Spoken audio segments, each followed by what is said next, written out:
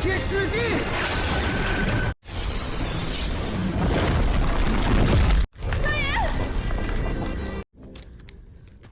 萧炎哥哥，萧炎，我们有约在先，不能取你性命，你给我起来！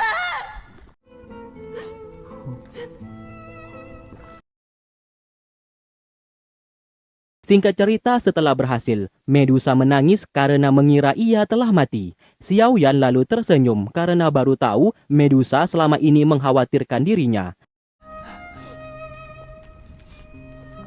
Akibat berhasil mengalahkan ular piton, kini energi tempur mereka berdua juga naik tingkat. Bahkan, energi Xiao Yan yang sebelumnya level spiritual tempur, kini naik level menjadi raja tempur. Ia pun menggunakan api jantung surgawi dengan pedangnya.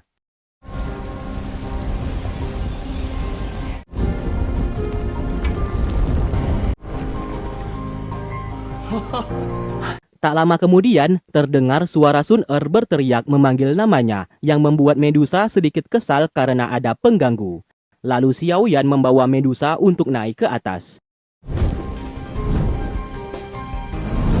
Melihatnya masih hidup, Sun Er begitu senang. Namun tidak dengan Medusa memandang sinis hubungan kedua kakak beradik yang tidak masuk akal itu. Lalu Medusa pamit untuk pergi dan meminta Xiao Yan menjaga dirinya baik-baik.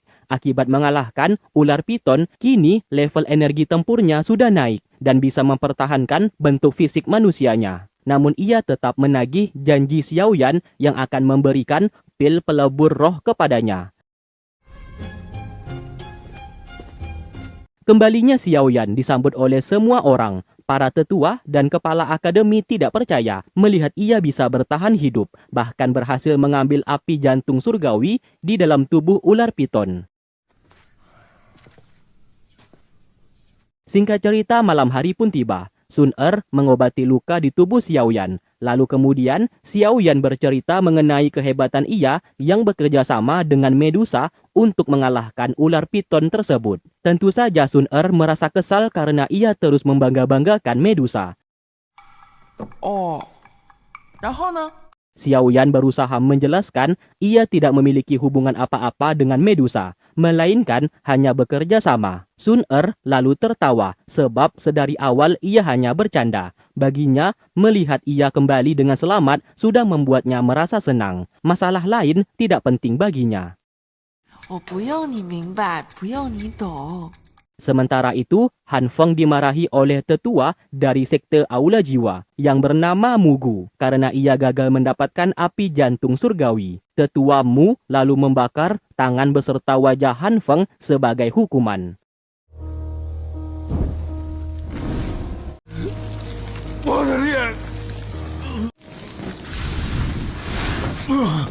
Lalu di sana, Han Feng mengaku alasan ia bisa gagal akibat ulah guru tua yang ternyata masih hidup dan selama ini bersembunyi di dalam sebuah cincin seorang bocah yang bernama Xiao Yan. Sontak, tetua Mu sangat terkejut mendengarkannya. Han Feng kembali berkata, Xiao Yan berasal dari keluarga Xiao yang kini ayahnya disandera oleh sekte Yunlan. Keluarga Xiao dan sekte Yunlan saling bermusuhan. Asalkan mereka bisa mengajak Yun San, ketua sekte Yunlan, untuk bekerja sama dan mengendalikannya, guru tua bersama Xiao Yan pasti bisa mereka bunuh dan merebut kembali api jantung surgawi bersama dengan api dingin surgawi. Mendengarkan hal tersebut, tetua Mu memberikan ia satu kali kesempatan kepadanya. Dan kali ini harus berhasil, tidak boleh ada kesalahan lagi. Sementara itu, Xiao Yan menemui kepala akademi untuk mengucapkan terima kasih karena mengizinkan ia mengambil api jantung surgawi. Kepala akademi menjawab, pada dasarnya api jantung surgawi memang tidak memiliki tuan. Siapapun berhak memilikinya. Ia cukup senang sekaligus merasa tenang, setidaknya api jantung surgawi jatuh di tangan orang yang tepat. Sesaat ia bertanya keadaan guru tua saat ini. Kedatangan Xiao Yan menghampirinya memang ingin membahas masalah itu dan ingin meminta bantuan kepadanya. Karena guru tua masih belum sadarkan diri. Xiao Yan membutuhkan pil ungu kebangkitan. Namun sayang, bahan-bahan yang dibutuhkan terlalu sulit untuk membuatnya. Di sana kepala akademi juga tidak bisa membantu. Namun ia memiliki ide. Han Feng pasti sedang membuat pil ungu kebangkitan untuk mengobati tubuhnya yang terluka. Asalkan bisa mengambilnya, maka guru tua bisa diselamatkan.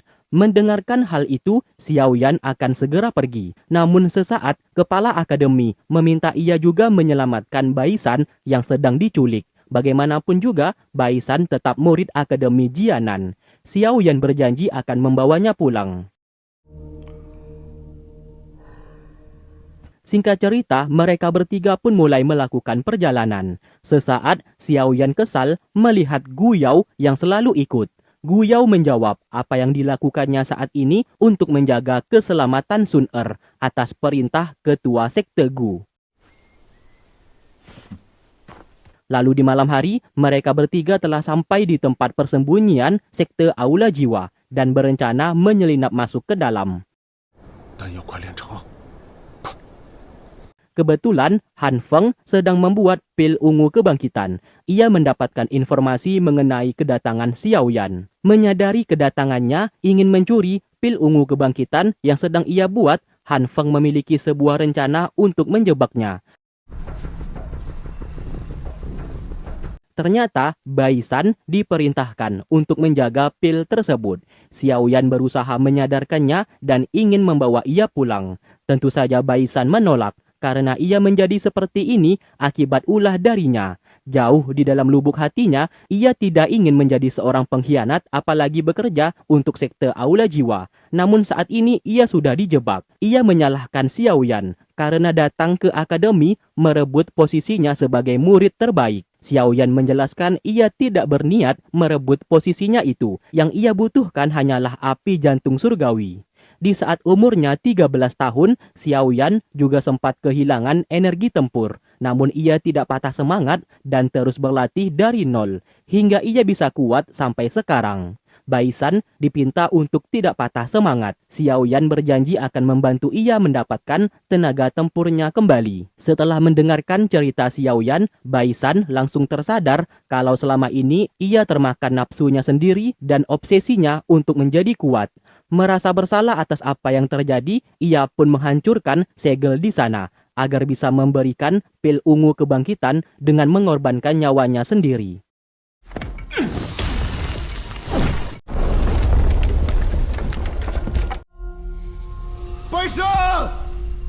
Di saat sebelum meninggal, ia meminta Xiao Yan menjaga akademi Jianan. Lalu mereka pun kembali. Tetua Hao sangat bersedih melihat Baisan sudah meninggal dunia. Kepala akademi akan membuat makam tugu untuk Baisan sebagai tanda penghormatan.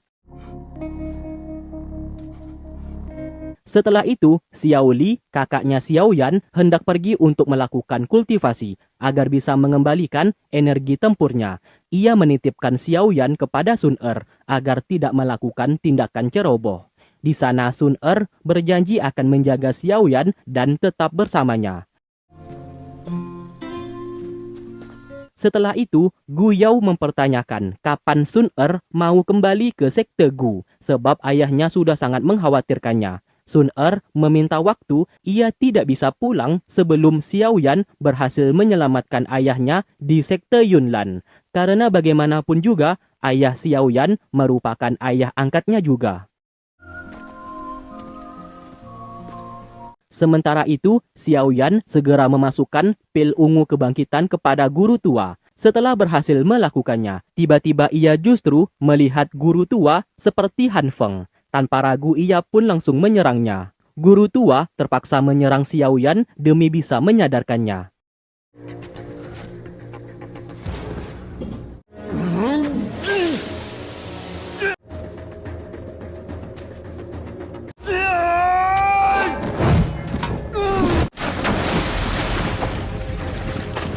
Setelah sadar, guru tua sangat marah kepadanya. Ternyata, pil ungu kebangkitan sudah dimasukkan sebuah ilusi, sehingga Xiao Yan yang melihat sang guru sebagai Han Feng. Merasa bersalah, Xiao Yan langsung sujud meminta maaf.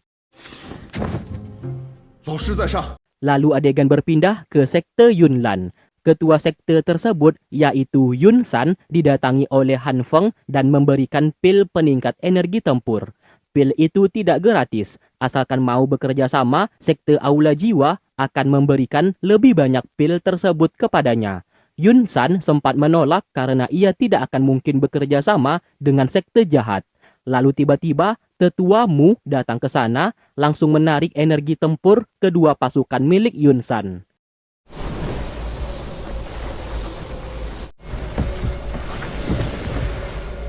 Setelah itu ia memberikan energi tersebut kepada Yun San. Asalkan mau bekerja untuknya, tetua Mu bisa memberikan energi tempur kepadanya yang tak terhingga. Yun San yang mendapatkan energi tersebut merasa senang. Ia pun akhirnya bersedia bekerja untuk Aula Jiwa, asalkan terus diberikan energi tersebut. Kemudian kita diperlihatkan ayah Xiaoyan yang bernama Xiao Zhan sedang dipenjara. Kemudian Xiaoyan melatih api jantung surgawi, namun kekuatan dari serangan api jantung surgawi masih belum besar dan ia harus banyak berlatih lagi.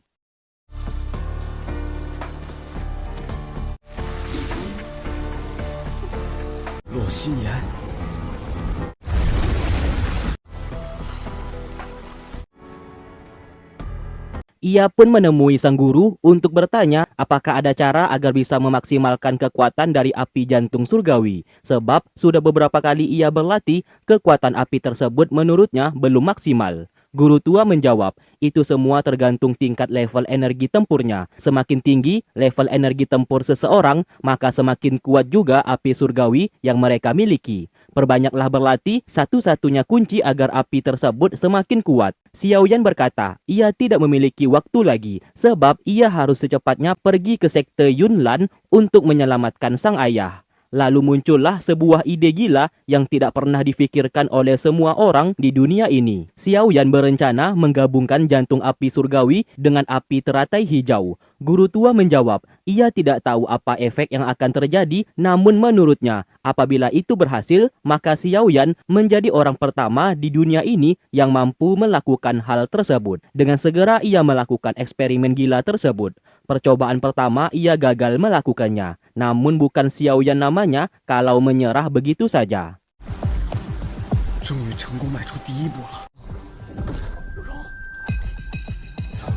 Setiap hari ia berlatih, sampai tidur pun ia terus melakukannya. Apalagi setelah itu ia mendapatkan informasi dari Gu Yao kalau ayahnya Xiaoyan akan dihukum mati 10 hari lagi. Pikirannya seketika menjadi kacau dan bersikeras menggabungkan kedua api tersebut apapun caranya. Namun sayang karena ia gopoh dan tidak sabaran, eksperimennya itu selalu gagal ia lakukan. Guru tua menyuruh ia untuk tenang dan bersabar.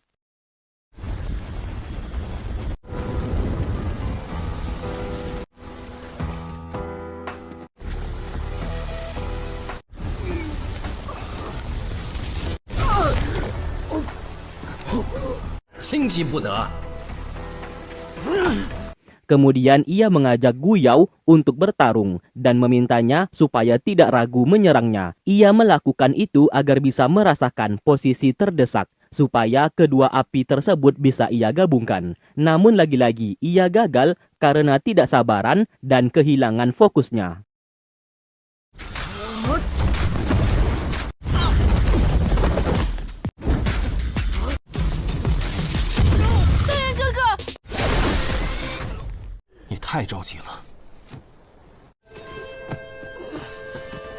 Setelah selesai berlatih, Gu Yao berbicara kepada Sun Er kalau Xiaoyan yang ia lihat barusan terlalu gopoh dan pikirannya tidak tenang, seperti bukan Xiaoyan yang ia kenal sebelumnya. Sun Er juga dapat merasakan hal tersebut. Ia pun berniat membantunya. Lalu di hari kedua, Sun Er yang datang untuk mengajak Xiaoyan bertarung sebagai teman latihan. Untuk yang kesekian kalinya, Xiaoyan menjadi panik dan kedua api tersebut justru meledak, hampir melukai Sun Er. Dengan segera ia melindunginya. 元哥哥，不要着急。薰儿，你没受伤吧？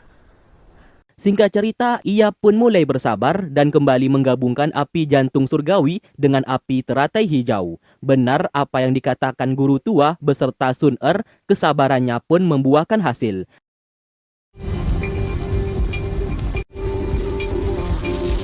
萧炎，你一定要分君只能化解异火的暴动。成了，两种异火混合而。 Ia pun sangat senang dan segera memberitahukan keberhasilannya kepada sang guru. Di sana guru tua kembali menantang Xiaoyan menggabungkan 3 api sekaligus, yaitu menambah api dingin surgawi milik sang guru. Awalnya Xiaoyan sempat ragu, 2 api saja ia kesulitan, apalagi 3 api sekaligus. Namun sang guru memberikannya semangat karena ia yakin Xiaoyan pasti akan bisa melakukannya. Kemudian ia mencoba melakukan hal tersebut dan benar saja setelah 2 api digabungkan, baru saja ingin menggabungkan api dingin, tiba-tiba ketiga api tersebut hilang kendali. 怎样才能同时推出3种异火？哎，不是2+1那么简单。 Singkatnya, guru tua menyuruh ia berendam di dalam kolam spiritual sambil memberikan ia sebuah pil yang dibuat oleh sang guru. Tanpa bertanya, Xiaoyan langsung memakannya. Ternyata itu bukan pil sembarangan. Pil tersebut dapat merangsang tubuh Xiaoyan dalam membangun sebuah pondasi yang dapat mempercepat kultivasinya. 3种配合使用，你能以最短的时间静心养性，我即。好热。 Setelah lebih tenang, guru tua menemani ia berlatih dan kembali menggabungkan ketiga api surgawi tersebut. Namun kini konsepnya berbeda. Xiaoyan menggabungkan api jantung surgawi dan api teratai hijau ke dalam tubuhnya. Baru nanti disusul dengan api dingin. Setelah melakukan itu, secara tiba-tiba ia masuk ke dalam dimensi api surgawi. Guru tua meminta ia untuk tidak panik dan tidak usah melawan. Yang pada akhirnya, apa yang dilakukan Xiaoyan berhasil. Ketiga api tersebut bisa digabungkan.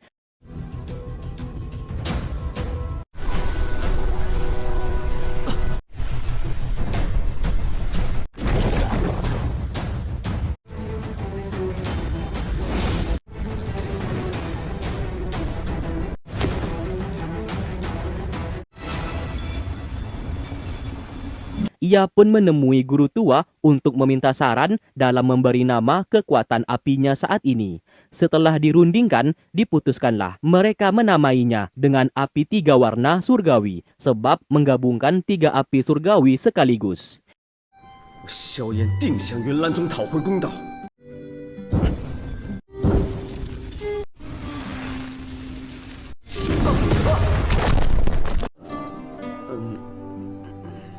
Singkat cerita, Xiaoyan sudah siap pergi ke sekte Yunlan untuk menyelamatkan ayahnya. Ia awalnya tidak mau mengajak Sun Er sebab sangat berbahaya. Namun karena Sun Er terus memaksa ingin ikut bersamanya, terpaksa Xiaoyan membawanya juga dan meminta ia untuk segera bersiap. 去吧。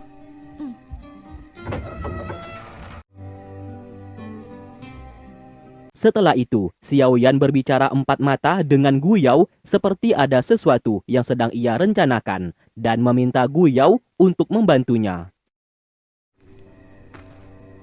胡家姑娘，保重，胡家姑娘，胡家姑娘。 Lalu keesokan hari, Xiaoyan bersama Sun Er mulai melakukan perjalanan menuju sekte Yunlan. Di sana, alasan Xiaoyan tidak menggunakan sayap untuk terbang demi bisa menghemat energinya. Lalu di malam hari, mereka pun mendirikan sebuah tenda untuk beristirahat sejenak. Sun Er terus memeluknya dan tidak ingin berpisah jauh dari Xiaoyan. Meski bertarung sampai mati sekalipun melawan sekte Yunlan, Sun Er akan tetap berada di sisinya dan ikut mati bersamanya. Kemudian, ia dipinta untuk beristirahat karena esok pagi akan lanjut berjalan. Sun Er segera masuk ke dalam tenda. 轩儿，你不必陪我一起冒险的。萧炎哥哥，但是只要我还在，陪着你一起去冒险，你去面对所有的事。 谢谢你，轩儿。明天一早，我们就出发。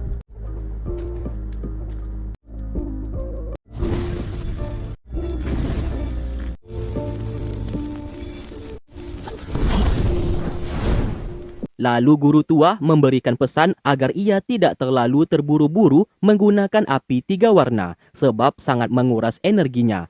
Untuk menghadapi Yun San, cukup menggunakan 2 api saja. Apabila dalam posisi terdesak, baru ia diperbolehkan menggunakan api 3 warna yang sudah dilatihnya itu. Kemudian ia menemui Sun Er yang sedang tertidur pulas. Sambil memegang tangan dan menciumnya, ia pun meminta maaf karena ia tidak ingin Sun Er dalam bahaya.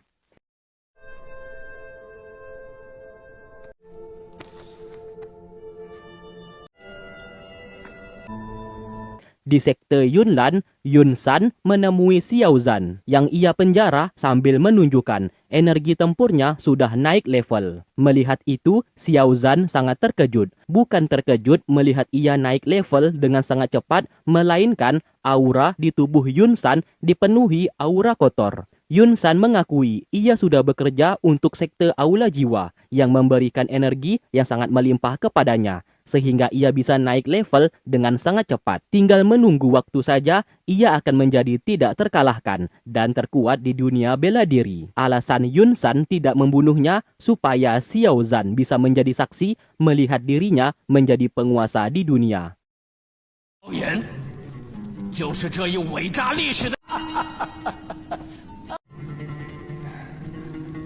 Esok hari pun tiba. Sun Er sudah tidak melihat Xiao Yan di sana. Lalu datanglah Gu Yao dan sejak awal ia sudah bekerja sama dengan Xiao Yan yang memintanya menjemput Sun Er di sana karena Xiao Yan ingin pergi ke sekte Yunlan sendirian.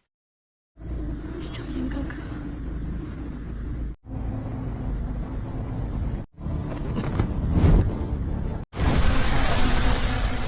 云岚宗，我萧炎。 Singkat cerita, Xiao Yan telah tiba menantang Yun San untuk bertarung dengannya. Terlihat Yun San sepertinya sudah siap sejak awal akan kedatangan Xiao Yan. Itu terlihat murid-muridnya di sana yang sudah standby. Tanpa basa-basi, Xiao Yan langsung melancarkan serangan dan pertarungan pun terjadi.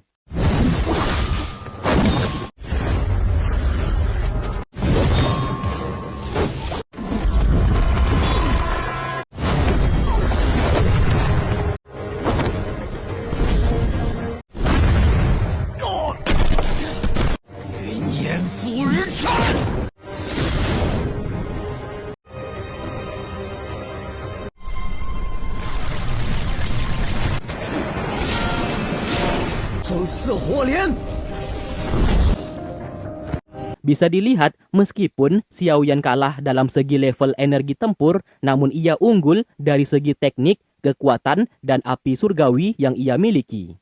Para murid sekte Yunlan lalu bersiap memberikan energi kepada Yun San. Melihat itu, tetua Mu yang berada di dalam secara diam-diam juga ikut memberikan energi kotor dari sekte Aula Jiwa dalam membantu Yun San. Dan benar saja, Yun San bangkit kembali dan kini serangannya jauh lebih kuat, yang membuat Xiao Yan sedikit kewalahan melawannya. Mengingat perkataan sang guru, apabila terdesak, ia pun segera menggunakan api surgawi 3 warna. Jelas hal itu membuat tetua Mu sangat terkejut karena melihat api dingin milik guru tua yang selama ini ia inginkan ternyata berada dengan Xiao Yan.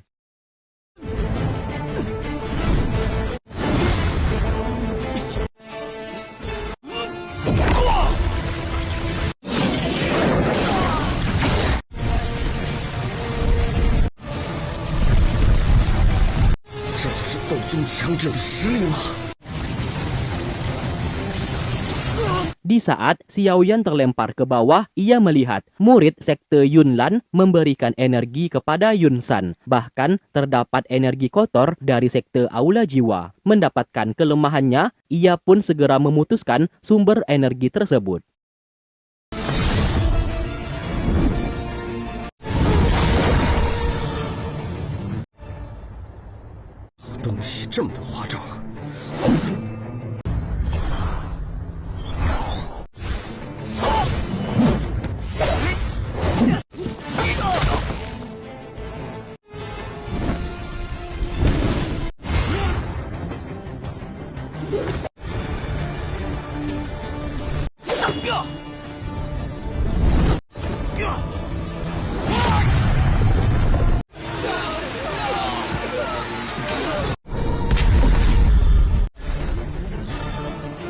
Singkat cerita, Yun San berhasil dikalahkan. Xiaoyan meminta ayahnya agar segera dilepaskan dan ia akan meninggalkan sekte Yunlan.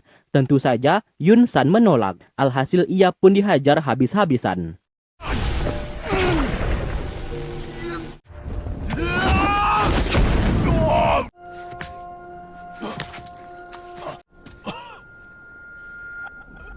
Tak lama kemudian, tetua Mu membawa ayahnya ke sana. Sebagai pertukaran, ia ingin guru tua menemuinya. Mendengarkan itu, guru tua lalu keluar dari cincin. 药老，您怎么出来了？ Dari sinilah kita mengetahui, tetua Mu merupakan adik seperguruan guru tua yang berkhianat dan memilih bekerja untuk sekte Aula Jiwa. Tetua Mu juga yang menyuruh Han Feng untuk meracuni guru tua sampai mati. Pertarungan lalu terjadi. Xiaoyan dipinta untuk segera menyelamatkan ayahnya.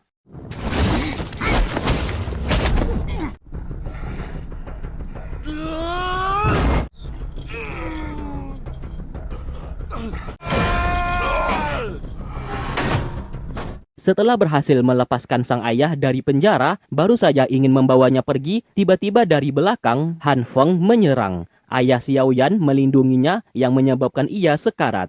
Tak lama kemudian, Sun Er bersama Gu Yao datang ke sana untuk membantu.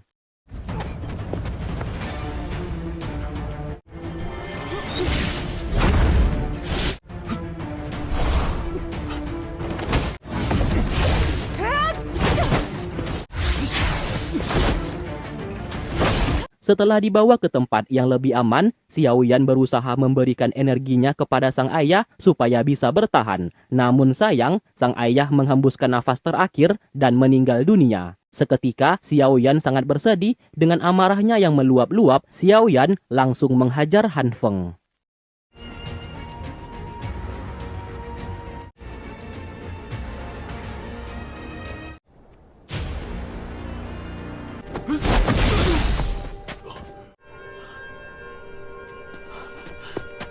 Han Feng meminta bantuan tetua Mu. Sayangnya tetua Mu tidak membutuhkannya lagi dan mengambil energinya sehingga ia pun menjadi tewas. Tetua Mu menyegel mereka semua sampai tidak bisa bergerak. Ia memberikan dua pilihan, apakah guru tua mau ikut bersamanya pergi ke sekte Aula Jiwa atau ia akan membunuh Xiaoyan beserta teman-temannya di sana. Tentu saja guru tua memilih dirinya pergi ke sekte Aula Jiwa dan tidak ingin murid kesayangannya dibunuh. Setelah kejadian itu, Xiaoyan menangis karena kehilangan dua orang yang ia sayangi, yaitu sang ayah beserta guru tua yang tidak tahu di mana keberadaannya saat ini. Sun Er berusaha menenangkannya dan ikut merasakan kesedihan. Kini Xiaoyan harus memikul tanggung jawab menjadi penerus keluarga Xiao dan menjaga paviliun dimensi cincin tersebut. Sun Er siap membantunya memikul tanggung jawab tersebut bersama-sama. Susah senang, hidup dan matinya akan selalu bersama dengan Xiaoyan. Lalu prosesi pemakaman sang ayah dilakukan. Di sana Xiaoyan bersumpah akan jauh lebih kuat dan menghancurkan sekte Aula Jiwa demi menciptakan kedamaian di dunia ini.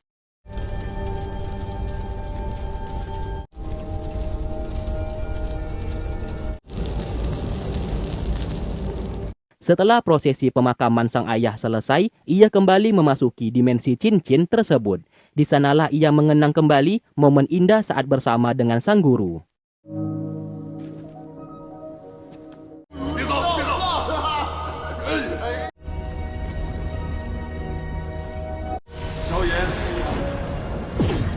Tiba-tiba, rekaman digital sang guru terlihat di sana yang dimana ia sudah menyadari ini semua akan terjadi. Maka dari itu, sang guru meninggalkan sumber api dingin yang sebenarnya untuk Xiaoyan dan meminta ia pergi ke wilayah Zhongzhou. Xiaoyan bertanya di mana guru tua berada, namun sang guru hanya meninggalkan pesan itu saja dan memaksa ia pergi ke wilayah Zhongzhou. Mendapatkan pesan itu, Xiaoyan bersiap pergi ke sana.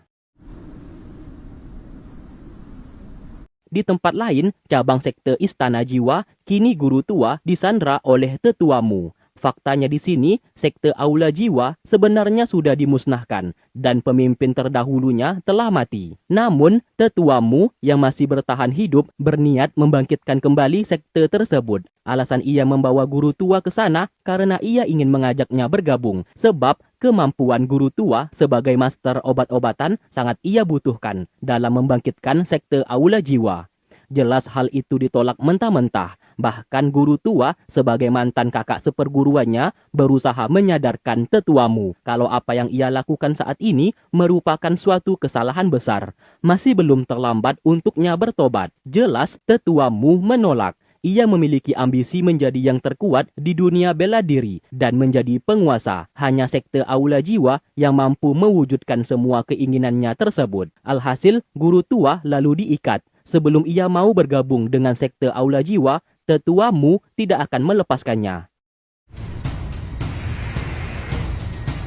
Sementara itu, Xiaoyan kembali meminta bantuan Gu Yao membawa Sun Er kembali ke sekte Gu, sebab ia ingin pergi ke wilayah Zhongzhou, pesan terakhir gurunya, dan ia tidak ingin melibatkan Sun Er dalam bahaya. Tak lama kemudian, Sun Er lalu datang ke sana dan mendengarkan pembicaraan mereka. Sure. Di sini ia berusaha mengerti kondisi dan situasi Xiaoyan. Ia bersedia kembali ke sekte Gu, namun dengan satu syarat, Xiaoyan harus kembali dengan selamat nantinya. Supaya komunikasi tidak terputus, Sun Er tidak meminjam 100, melainkan memberikan ia sebuah gulungan kitab teknik bela diri dari sekte Gu yang dapat memungkinkan mereka bisa memberikan kabar satu sama lain dan mampu mengeluarkan sebuah kekuatan yang mungkin berguna untuk Xiaoyan ke depannya. Kemudian Sun Er mengajarinya teknik tersebut dan setelah itu ia pun pergi dalam kondisi menangis.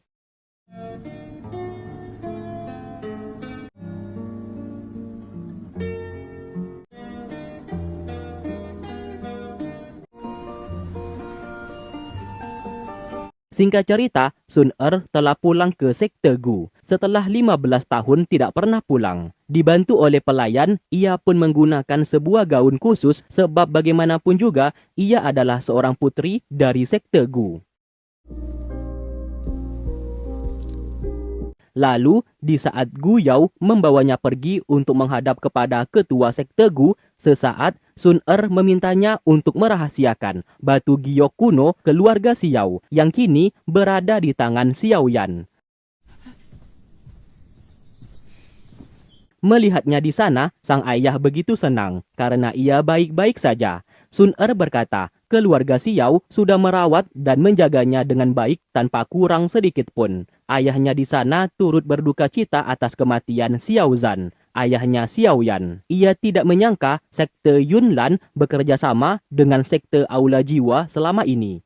Karena keluarga Xiao sudah hancur, ia pun bertanya keberadaan batu giok kuno milik keluarga Xiao. Di sana Sun Er mengaku ia tidak kompeten dan gagal mendapatkannya. Di saat ayah Xiao meninggal, ia tidak melihatnya memberikan batu giok kuno tersebut kepada Xiaoyan. Di sana, Gu Yao terpaksa ikut berbohong dan membenarkan perkataan Sun Er. Entah apa maksud dan tujuan ayah Sun Er ini, namun yang pasti ia sengaja mengirim Sun Er kepada keluarga Xiao, yang ternyata ia ingin mendapatkan batu giok kuno tersebut.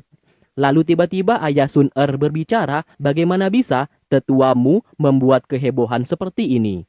Melihatnya berbicara seperti itu, Mimin curiga. Ayah Sun Er ini seperti memiliki sebuah hubungan dengan tetuamu di sekte Aula Jiwa.